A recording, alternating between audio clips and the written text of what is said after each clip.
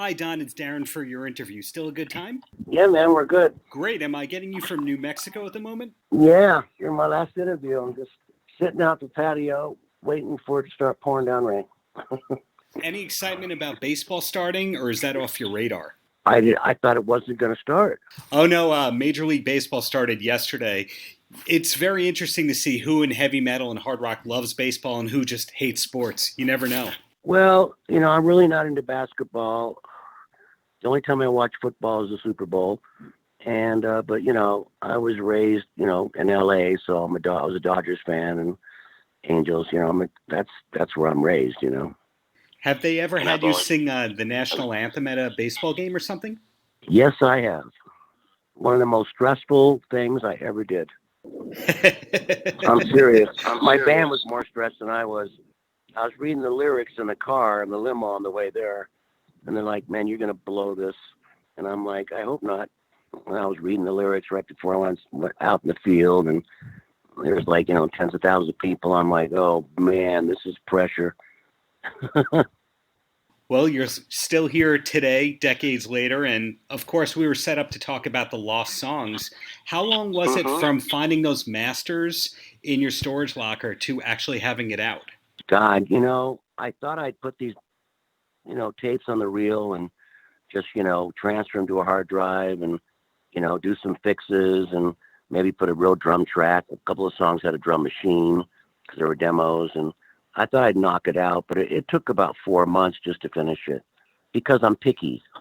I wanted, some of the songs sounded old and they sounded dull and they sounded, no life. And I wanted to put some high end and some punch and try to bring out the bass and bring out the guitar and I just ended up just working my ass off trying to make them, more modern.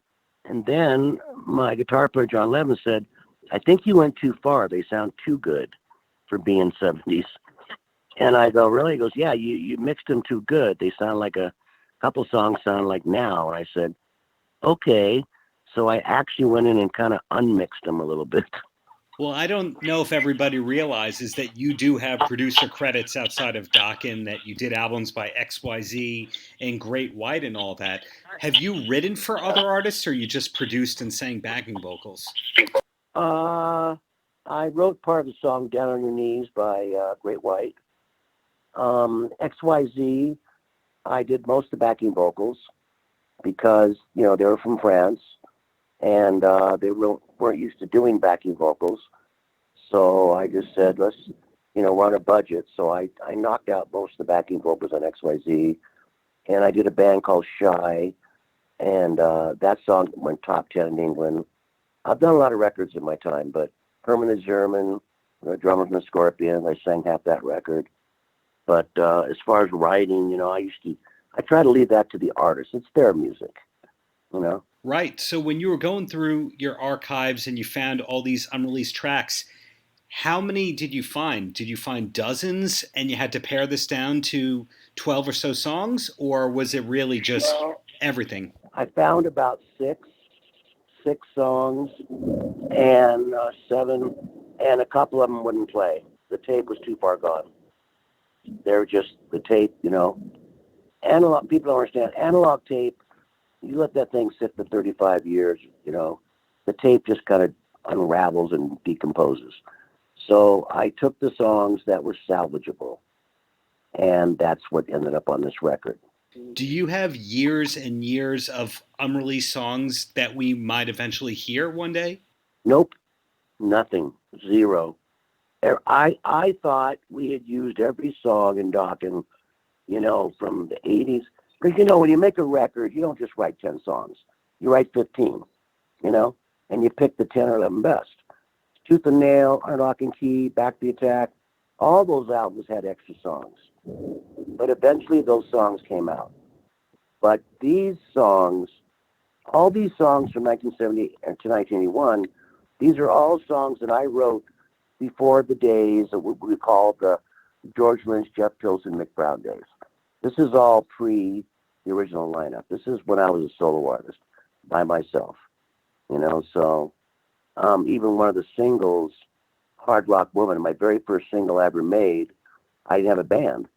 So I had Rusty Allen, the bass player for Robin Trower, and Bill Lord, the drummer for Robin Trower. They came in and did the rhythm tracks. I didn't have a band. Well, there's great footage of you online performing the Little Red Book by Burt Bacharach and Hal David. Is that a cover you ever recorded? Only that live performance in Germany. Got it. Are there covers that you did record over the years? No, I think Little Red. Well, on every record I've ever done, almost the last 5 or 6 records I've ever done, I've always picked one song that I loved that was, from the 60s or 70s that maybe the new generation doesn't know these songs. So I'd always pick one song and we do a cover. It was my way of trying to turn people on to like what I thought were amazing songs that they wouldn't like. For instance, on my last record on Broken Bones, I did a Jefferson Airplane song, and it was a very obscure Jefferson Airplane song that Janis, didn't sing, and it was the guitar player sang it, and I did that, because I always loved that song when I was like 14 years old. I think when that album came out, I was a kid, and it was called Today, and I just loved that song. So I put it out in my last record. We put out Emerson, Lake and Palmer's song from the beginning on one of our records. We put out the song One from Three Dog Night on one of our records, I've always tried to put out one song from my past, my childhood, that I'm trying to turn people on to say there's a lot of amazing music out there besides the 80s. That fandom, of course, has gone to future generations, and we keep learning more and more people were inspired by Dokken over the years, and it looks like Billy Corgan was one of them. I know that he licensed Into the Fire for his wrestling company last year. Was that something that you were excited about? Yeah, I was just like, you're playing it, pretty amazing, I just don't know, who likes what and who doesn't, and, I just make the music and put it out there, and yeah, when I heard about it, I was like, wow, that's really freaking cool. So, like I said, there's people that are influenced by Dokken, and I put out music on some of my records that I was influenced by in the 60s and 70s when I was just a little kid, basically. Serialistic Pillow was one of the first records I ever bought. And the first album I ever bought was Cream. And I never, and there's a 3-piece, and it was Eric Clapton and Ginger Baker and Jack Bruce. And that album just blew my mind. And I was playing guitar, and it just kind of changed my whole life. It changed my life that this is what I want to do. I remember seeing footage of you playing solo gigs in recent years where you're singing and playing the lead guitar parts at the same time. Was it ever tough to kind of have to take the back seat on the guitar end, knowing that you actually could play all those parts yourself and be showy? Yeah. The original Dokken lineup, when I went to Germany in 79, were a 3-piece. It was Juan Crucier, who went on to Rat, on bass and vocals, me on lead guitar and vocals, Frank Peck on drums. And we went to Germany as a 3-piece, and I was used to playing guitar and lead vocals. It wasn't a stretch for me. I really didn't see myself as a singer. I saw myself more as a guitar player, And so, when Lynch came in the band, our first tour with Bloister Cove, I was still playing guitar. It was George was playing and I was playing. But then the record company asked me to put the guitar down and just be a front man. And I was like, it's kind of like asking somebody not to have sex anymore, That's a unique way of looking at it. Did you write any of the Dokken catalog on piano over the years, or was everything guitar-based for your composition? No, all the songs that I wrote, on guitar were written on guitar. And, Jeff was Jeff's a very multi-talented guy. He plays bass, he plays guitar, he plays piano, he's a great singer. So he wrote a couple piano ideas that we turned into songs, but all the Dokken songs, there was always this thing like, we were like a Van Halen, like Eddie Van Halen's a good player. He writes the music. I wrote a lot of the music. In My Dreams, Alone Again. God, there's a lot of songs I wrote, on guitar. But people seem to think that I was just a singer and George was a guitar player, but that wasn't the case. I was the guitar player. So I wrote a lot of the hits, and I'm happy about that. And George wrote some great songs too. Right. So you are establishing that Dokken was a band before the lineup with George, Jeff, and Mick was there, to say the least. Are there a lot of archival live recordings? Are there live shows from 81, 82, and 83 that you could eventually put out? Yes, but we're not going to. Is that more of a sound quality thing, or you prefer not to soil the No, reputation? no. Actually, on YouTube, there's a live recording of us in Milwaukee in 1981, I think. And I'm playing guitar and George is playing guitar. And we're actually doing dual solos, like harmony solos together. And that was recorded in Milwaukee, and the sound quality is pretty damn good, And then we had an album out called, we've done so many records. There was a record called something like From the Beginning or something like that. And there was a lot of live recordings of us in the early days. And they sounded great, but I don't have any desire to put out, live recordings. We did 2 live albums in Japan. I don't want to regurgitate all this stuff. I look forward. I don't look backward. I don't want to look backwards. There's no point in it. I want to move forward, write new songs and new music. And I don't see the point in putting out, live recordings of us 35 years ago. What's the point?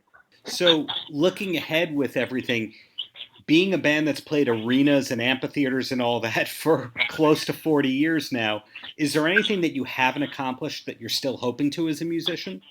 Well, just want to be healthy, get healthy. I mean, everybody knows that, I had surgery 7 months ago and it didn't go well. And, right now, my only wish is that my right hand and arm that's paralyzed will come back someday, because the biggest bummer is I can't play guitar anymore. So, but then I say, well, I played guitar for 50 years, so I can't play anymore. I had 50 years to play guitar. But I'm hoping that my hand will come back and my arm. That's what I want to accomplish, to play guitar again. And as far as, what I want to accomplish in life is what everybody wants in life. Peace, happiness, live a good life, I live up in New Mexico now on 13 acres of forest and middle of nowhere, and got our 4 big ass dogs, and, I'm happy. I don't see I need much anymore. I already went through my Rolls Royce Ferrari phase in the 80s, I don't really care about stuff like that anymore. Really refreshing to hear all that. Can I ask you 3 quick questions and then you're a free man from doing press today? Yeah, I'm done. Yeah, you're my last guy. Yeah. Okay, first question. One of my favorite things that you ever did was the Hearing Aid compilation song, Stars. Was that a positive experience for you to be part of? Yeah, that was wonderful because, we had toured with Dio. Dokken and Dio did a tour together. So, Ronnie and I became very good friends on that tour. I didn't think that I had anything in common with Ronnie, but it turned out on the tour we had a lot in common. Sports. He liked, every time I get up in the hotel in the morning, he'd be reading the sports page, and he was into, football, baseball, basketball. Ronnie was a very learned man and well-educated, and we'd talk about stuff like that, and he was just very nice. He was just a really great guy. So, it was great. Well, it still sounds great to this day, and you have my favorite lines and vocals in that song. At least you can recognize me, right? That was the problem on that album.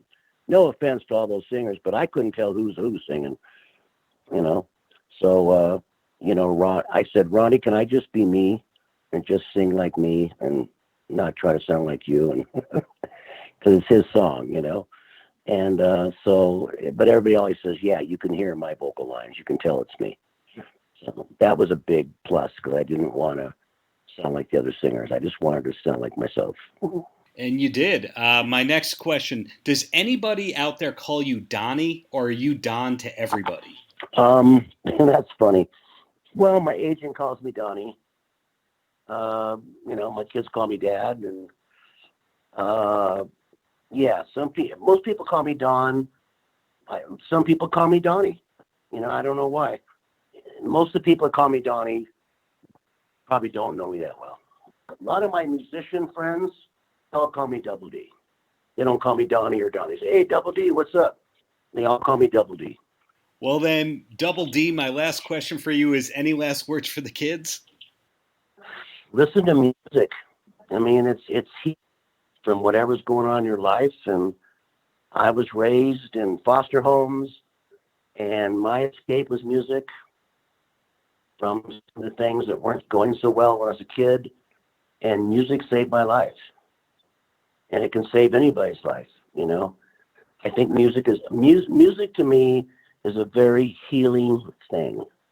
It heals you, so that's my advice to the new kids out there and new generation of music lovers. Just remember that it's not just music. It's healing. It's good for your soul. Well said. When this all ends, I hope to see you live in New York. Thank you for the many years of great music, Don. Thanks, boss. Stay safe, man. You too. Take care now, and hope to see you playing guitar in the very near future. I am really, that is my total goal right now is for my hand to come back. And they said maybe a year and a half. And so I'm just counting the days till I get my fingers moving. Paltrow.